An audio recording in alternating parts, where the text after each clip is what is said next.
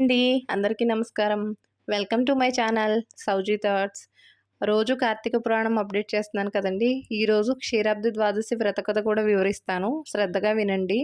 నా ముఖ్య ఉద్దేశం కనీసం చదవలేని వాళ్ళు ఈ విధంగానైనా వింటారన్న ఉద్దేశంతో పోస్ట్ చేస్తున్నాను. సో, వ్రతం కథలోకి వెళ్ళిపోదాం రండి.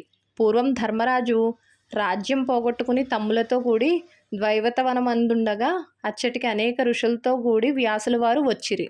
అట్లు వచ్చిన వ్యాసుని గని ధర్మరాజు తగు పూజలు సలిపి కూర్చొండబెట్టి తానును వారి ఎనుజ్ఞ పొంది కూర్చుడి కొంత తడువు మాటలాడి ఆయనతో, స్వామి, మీరు ఎల్ల ధర్మములను ఉపదేశించదగిన మహానుభావులు. మీకు తెలియని ధర్మ సూక్ష్మములు లేవు.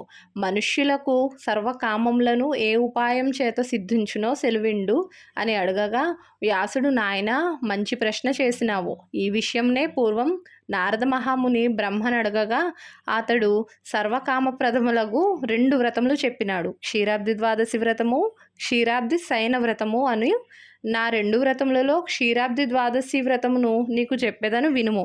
కార్తీక శుక్ల ద్వాదశి నాడు ప్రొద్దుకూకిన తర్వాత పాలసముద్రం నుండి లేచి మహావిష్ణువు సమస్త దేవతల తోడును మునుల తోడును లక్ష్మీ తోడును గూడి బృందావనమునకు వచ్చి ఉండి ఒక ప్రతిజ్ఞ చేసినాడు. ఏమనగా, ఏ మానవుడైనను ఈ కార్తీక శుద్ధ ద్వాదశి నాటి కాలమున సర్వమునులతో దేవతలతో కూడి బృందావనమున వేంచేసి ఉన్న నన్ను లక్ష్మీదేవితో కూడా పూజించి తులసి పూజ చేసి తులసి కథను విని భక్తితో దీపదానము చేయునోవాడు సర్వపాపములు వీడి నా సాయుధ్యమును పొందును అని శపథము చేసినాడు. గాన నీవును పుణ్యకరమైన ఆ వ్రతమును చేయుము అని వ్యాసుడు చెప్పగా విని ధర్మరాజు, అయ్యా, ఈ వ్రతం చేయవలసిన విధానం ఎట్టిదో నాకు చెప్పమని అడుగగా వ్యాసుడిట్లు చెప్పదొడగెను.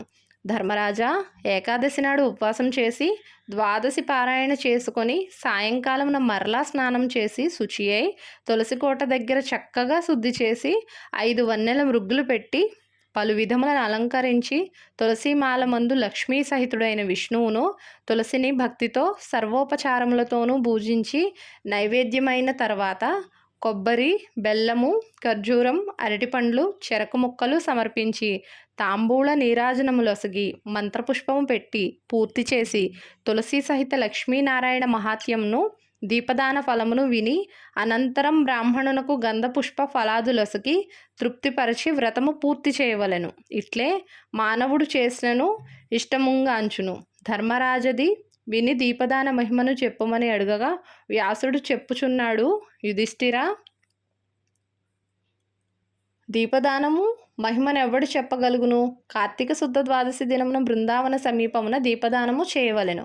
ఒక దీపదానము చే ఉపపాతకములు పోవును. 100 చేసిన విష్ణు సారూప్యము గలుగును.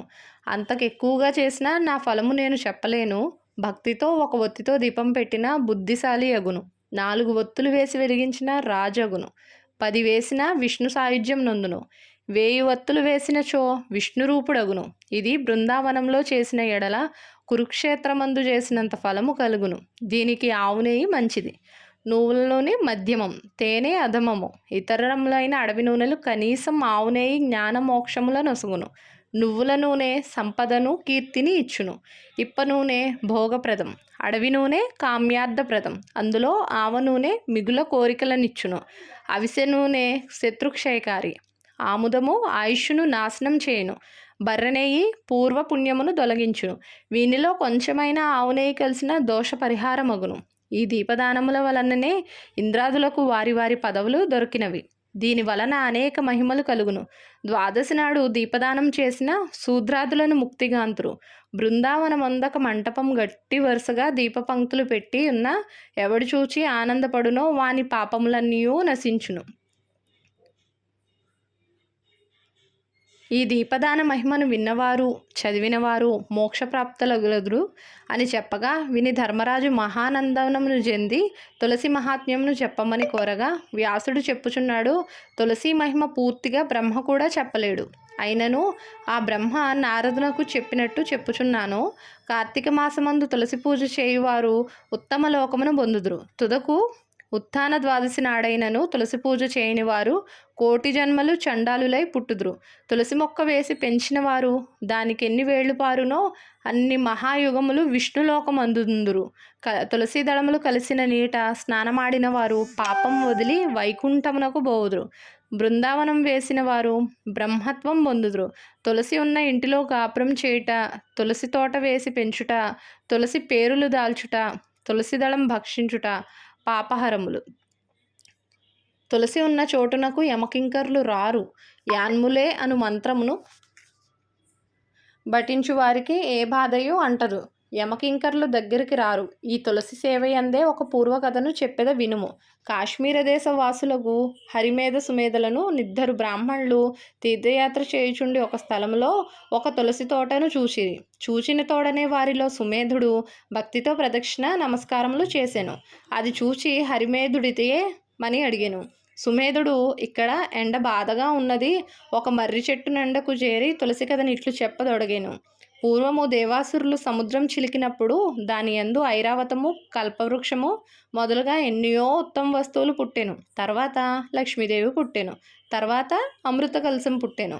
ఆ అమృత కలశమును చేతబూని మహానందము నొంది విష్ణువు ఆ కలశంపై ఆనంద బాష్పములు విడువగా అందు ఈ తులసి పుట్టినది. ఇట్లు పుట్టిన తులసిని లక్ష్మిని విష్ణువు పరిగ్రహించెను. ఇట్లు పరిగ్రహించి వేడుకతో తులసిని తొడమీద నుంచుకుని, నీవు లోకముల పావనము చేయగలదానవగు అని ప్రేమ మీర బలికెను. అందువలన నారాయణునకు తులసి యందు ఎక్కువ ప్రీతి కలిగి ఉండెను. అందువలన నేను తులసికి మ్రొక్కినాను అని ఆ బ్రాహ్మణుడు పలుకుచుండగానే ఆ మర్రి పెళ్ళుమని విరిగి కూలెను. ఆ చెట్టు తొర్రలో నుండి ఇద్దరు పురుషులు వెలుపలకు వచ్చి దివ్య తేజముతో నిలిచి ఉండగా హరిమేధ సుమేధలు చూచి దివ్యమంగళ విగ్రహదారులైన మీరెవరని అడిగిరి. ఆ పురుషులను మీరే మాకు తండ్రులు గురువులు అని చెప్పి వారిలో జ్యేష్ఠుడు ఇట్లనియెను. నేను దేవలోకవాసిని. నా పేరు ఆస్తికుడందురు. నేనొకనాడు అప్సరసలతో కూడి నందనవనమున గామ వికారముచే మైమరచి క్రీడించుచుండగా మేము ధరించిన పుష్పమాలికలు పైనబడి మా సందడి వలన సమాధి చలించి అచ్చట తపస్సు చేయుచున్న రోమ సమహాముని నన్ను చూచి, నీవు మదోన్మతుడివై ఇట్లు నా కలజడి కలిగించితివి, కావున బ్రహ్మ రాక్షసుడవుమని శపించి తప్పిదము పురుషునిది కాదు, స్త్రీలు పరతంత్రలు గనుక వారి వలన తప్పు లేదని వారిని క్షమించి విడిచెను. అంతటా నేను శాపంనకు వెరచి ఆ మునిని వేడి ప్రసన్నుని చేయగా ఆయన అనుగ్రహం కలిగి, నీవెప్పుడు తులసి మహిమను విష్ణు ప్రభావమును విందువో అప్పుడు శాప విముక్తుడవుదని అనుగ్రహించెను. నేనును బ్రహ్మరాక్షసున్నై ఈ చెట్టు తొర్రలో చేరి మీ దయ వలన నేడు శాపమోక్షణము నొందితిని అని చెప్పి రెండవ వాని వృత్తాంతము చెప్పసాగెను. ఈయన పూర్వం ఒక మునికుమారుడిగా నుండి గురుకులవాసము చేయుచుండి ఒక అపరాధం వలన బ్రహ్మరాక్షసువగుమని గురువు వలన శాపం పొంది ఇట్లు నాతో కలిసి ఉండెను. మేమిద్దరమును మీ దయ వలన పవిత్రులమైతిమి. ఇట్లు మమ్మను గ్రహించిన వారుగాన మీ తీర్థయాత్ర ఫలము సిద్ధించినది అని చెప్పి వారిరువురు వారి త్రోవను పోవగానే బ్రాహ్మణులిద్దరూ ఆశ్చర్యానందములతో మునిగి తులసి మహిమను బొగడుచు యాత్ర ముగించుకుని ఇండ్లకేగిరి. ఈ కథను ఎవరు విన్నను వారు సర్వపాపములు వదిలి ఉత్తమ గతిని చెందుదురని బ్రహ్మ నారదునకు చెప్పెను అని వ్యాసుడు చెప్పి, ధర్మరాజా, ఇట్లు క్షీరాబ్ది వ్రతము చేసి తులసి కథ విన్నవారు ఉత్తములగుదురు. సో అంతేనండి, క్షీరాబ్ది ద్వాదశి వ్రత కథ సమాప్తం. వీడియో కనుక నచ్చితే లైక్ చేయండి, షేర్ చేయండి, కామెంట్ చేయండి. కొత్తగా చూస్తున్న వాళ్ళు సబ్స్క్రైబ్ చేసుకోండి. మరిన్ని సజెషన్స్ ఇవ్వదలుచుకుంటే ఇవ్వండి. ధన్యవాదములు.